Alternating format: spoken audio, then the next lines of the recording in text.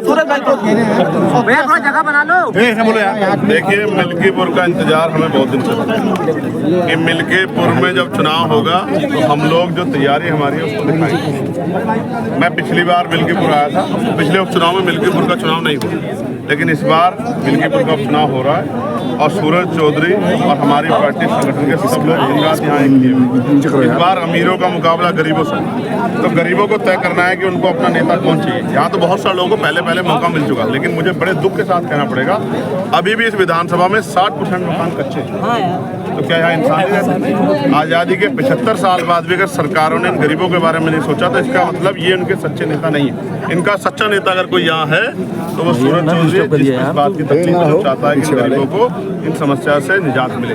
यहाँ रोजगार की समस्या है, रोजगार के लिए दूसरे जिलों में जाना पड़ता है, कोई पूछने वाला नहीं है। भारत एक ऐसा देश है, दुनिया में जानवर बिकते हैं, यहाँ इंसान भी बिकता है। सुबह के समय गरीब लोग जाते हैं बिकने के लिए, कोई 400 रुपये में, कोई 500 में खरीद के ले जाता है। ये कब बंद होगा? कब इस देश में जो आर्थिक गैर बराबरी है वो कब खत्म होगी? 10% लोग 72% साधनों पे कब्जा करके बैठे और 90% लोग जो हैं वो 28% साधनों से अपना गुजर बसर कर रहे हैं। ये कब बंद होगा? इसके लिए एक इच्छा शक्ति की जरूरत है। जैसे मैंने कहा था कि 6 महीने में रेत पे शहर बना दिया सरकार ने और उसका बड़ा वो भी किया, लेकिन आज क्या हुआ? आज क्या बड़े दुख के साथ कहना पड़ेगा, ये राजनीति से अलग है कि अगर आपका प्रबंधन अच्छा होता तो महामंडलेश्वर को आंसू नहीं बहाने पड़ते। आज उन्होंने निकम्मा कहा सरकार को, इसलिए निकम्मा कहा क्योंकि आपने आस्था का इवेंट बना दिया।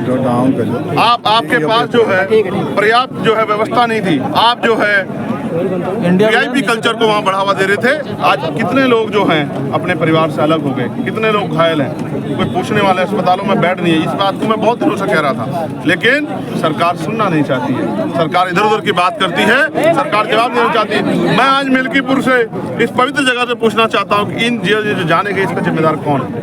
मुख्यमंत्री जवाब दें कि इनका जिम्मेदार कौन है। मैं तो इसको मानूंगा कि सरकार की लापरवाही की वजह से हुआ है।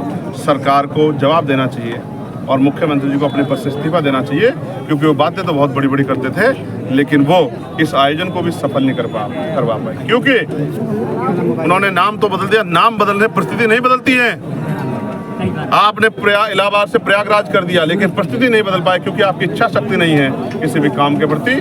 आपकी इच्छा शक्ति तो नौजवानों को लाठी से पीटने में है, बुलडोजर चलाने में है। आपकी इच्छा शक्ति गरीबों के आंसू पूछने में नहीं है। तो मिल्कीपुर की जनता और मिल्कीपुर का बहुजन समाज, मैं उनसे अपील करता हूं कि इस बार वो इन सब को छोड़ के यहाँ अपने गरीब बेटे, आपके बीच के लोकल प्रत्याशी सूरज चौधरी को मौका दें, कि सूरज चौधरी यहाँ की लड़ाई लड़के यहाँ के नौजवानों के लिए रोजगार और इन क्षेत्रों में जो कच्चे मकान उनको पक्के करवाने काम करे, सरकार की आंखें खोलने काम करे। समाजवादी पार्टी ने अपनी जीत पहले ही घोषित कर दी। अब मैं आपसे कहता हूँ, ये तो जनता तय करेगी। वो जनता के मत में और जनता की भावनाओं का मजाक उड़ा रहे हैं, उनको जनता जवाब देगी। उन पर मैं कुछ नहीं कहना चाहता।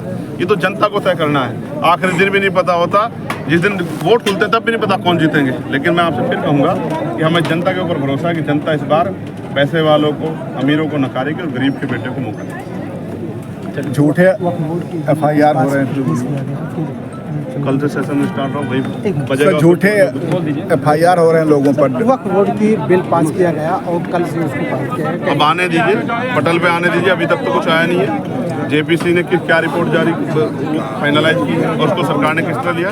जो कुछ आएगी मैं आपको फिर स्पष्ट कर दूं, कुछ भी असंवैधानिक होगा हम लोग उसका पुरजोर करेंगे। 65 पन्ने का रिपोर्ट OWIC जी को पहुंचाया गया रात में। उन्होंने कहा कि ये एक मानव की इंसान पढ़ा नहीं जा सकता है। मैं आपसे फिर ये कहूँगा कि ये 65 पन्नों की रिपोर्ट जब मेरे हाथ में होगी तब मैं बताऊँगा कि सरकार ने किस नीयत के साथ ये किया। क्योंकि नीयत अगर अच्छी होती, 7 साल से उत्तर प्रदेश सरकार है, तो 7 साल में मिल्कीपुर विधानसभा को देख लो, यहाँ के 50% मकान पक्के नहीं कर पाए। तो आपकी इच्छा शक्ति गरीबों के प्रति क्या है, दलित पिछड़े मुसलमानों के प्रति क्या है, किसी छिपा हुआ नहीं। तो मैं स्पष्ट कर दूं कि हम अपनी लाइन पे हैं। हम इन दलित पिछड़े मुसलमानों की जान की सुरक्षा भी करेंगे और उनके अधिकार भी दिलाएंगे। सूबे के मुख्यमंत्री योगी आदित्यनाथ वक्फ बोर्ड की एक इंच की जमीन हम वापस लेंगे। बिल्कुल, अगर किसी ने संवैधानिक रूप से कब्जाई तो लेनी चाहिए, लेकिन पहले लोगों को, सरकार का काम लोगों को बसाना होता, उजाड़ना नहीं होता। ये सरकार तो उजाड़ने का काम कर रही है। बसे बसाए लोगों को पक्के घरों गिराने वाली सरकार, जनता इनको जवाब देगी आने वाले समय।